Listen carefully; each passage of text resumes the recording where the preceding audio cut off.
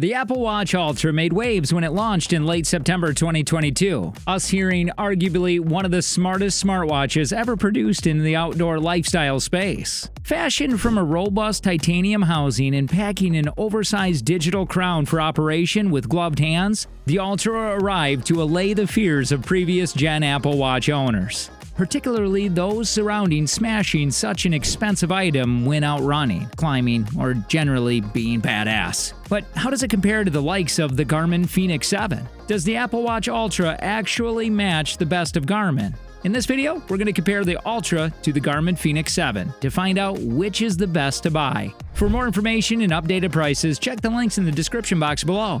Without further ado, let's begin.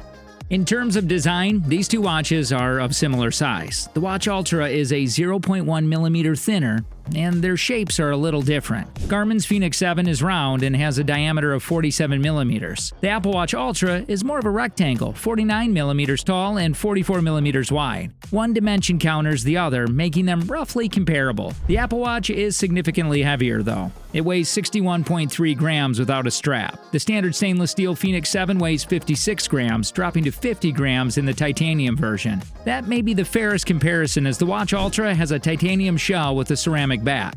Take a closer look, and the reason for the disparity becomes obvious. The Fenix 7 is only a partial metal design. Regardless of the version you get, the sidewalls are a plastic polymer. Rugged properties are excellent in both watches. They're each rated for 100-meter water resistance. But while Apple says the Watch Ultra can withstand dive depths of 40 meters, Garmin makes no diving claims for the Fenix 7 at all. I don't think the watch would suddenly fill with water at 40 meters. However, Garmin leaves the diving properties to its Descent D1 dive and the super pricey Descent MK2. Both of those are dive rated for 100 meters, beating the Apple Watch Ultra. Still, if you're a diver and you're only choosing between these two, the Apple Watch Ultra is the obvious pick. And not just for the depth rating. Apple's watch has a depth gauge, a pressure sensor. The Fenix 7 does not, meaning it can't tell how far under the surface you are. Nevertheless, the two watches are made for other inhospitable environments too. They're both rated for use in temperatures down to -20 degrees centigrade, while the Apple Watch Ultra has the upper hand in hot temperatures. It taps out at 55 degrees to the Garmin's 45 degrees. However, I do wonder if the tech inside the Apple Watch may actually contribute to temperature buildup. It has an OLED screen able to reach an incredible 2,000 nits in direct sunlight, which will cause additional heat.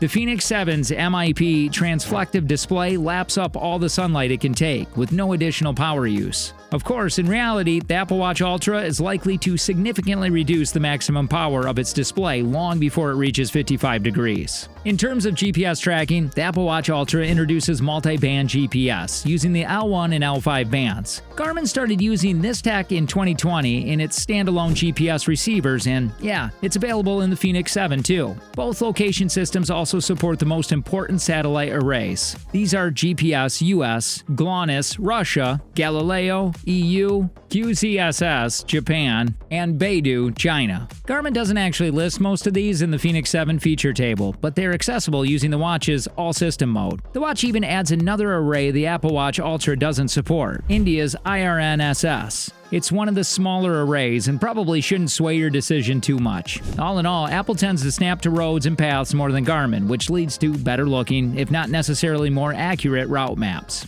In terms of battery life, the Apple Watch Ultra has double the battery life of the Apple Watch Series 8, 36 hours instead of 18. And there's a power-saving mode coming soon that cuts back certain features to increase this to 60 hours. Apple also says it will last up to 12 hours of outdoors GPS use in the standard power mode. None of this gets remotely close to the stamina of the Garmin Fenix 7. It can last up to 57 hours of GPS tracking, 18 days in its standard mode, or 57 days in its battery save mode. That's 432 hours to 36. 1,368 hours to 60 using power-saving modes. These can also be topped up noticeably through sunlight in the solar charging Fenix 7 models, if you get out in direct sunlight for several hours each day. All in all, I do find the Garmin's estimate can be a little more optimistic than Apple's, which tend to be rock solid. But, well, there's no contest there. There's one thing that can truly kill a Fenix 7 battery: music playback. It's only rated for 10 hours of GPS tracking with music. And giving the Apple Watch Ultra can last for 20 hours of music, it could even outlast a Fenix 7 when playing music during tracked exercise. This is a hint at the reason for the big stamina disparity.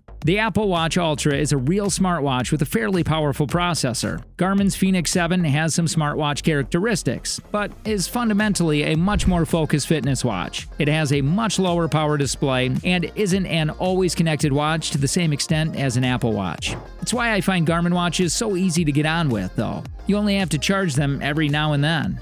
In terms of smart features, the Apple Watch Ultra has similar smarts to the Apple Watch Series 8. You get access to the best smartwatch app store of them all. You can make calls with your watch. And as all Ultra watches have 4G cellular, you don't even need a phone nearby to do so. Apple demonstrated the power of the Apple Watch platform at the launch itself, showing off a third-party app that turns the watch into a dive computer. You can, of course, also talk to Siri through the watch, as it has a triple microphone array and dual speakers. The setup can also be used to send messages using your voice rather than a virtual keyboard. The Watch Ultra also has an ECG heart and health sensor and a temperature sensor, which can estimate the time of ovulation in a person's menses cycle after the fact. On the other hand, the Garmin Fenix 7 Classic smartwatch feature are largely limited to receiving notifications from your phone and downloading relatively basic apps from the Garmin Connect store. However, the Fenix 7 does have a bunch of smart features that don't rely on internet access. It can control a Garmin Varia bike lights. You can connect to a bike turbo trainer and use the watch to control its resistance and send custom ride data to it without the need for standalone platforms like Trainer Road or Zwift. A Fenix 7 lets you wirelessly connect other fitness accessories like foot pods and heart rate straps over Bluetooth or ANT+. You can download massive map files that cover entire continents and work out routes from point A to point B without needing a phone or internet connection. All in all, these are not traditional smartwatch features, but they are pretty smart if you ask me.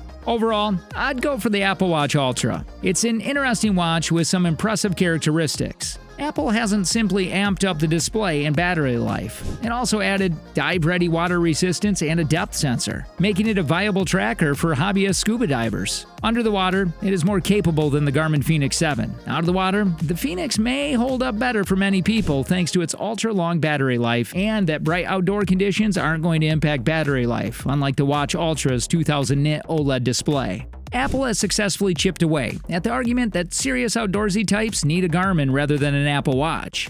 However, I can't help but feel, to use Apple's own use case example, that if you are a dive leader rather than someone who does it as a hobby, you'd probably still prefer a pro-level device like the Garmin Descent MK2i. Do you agree with it?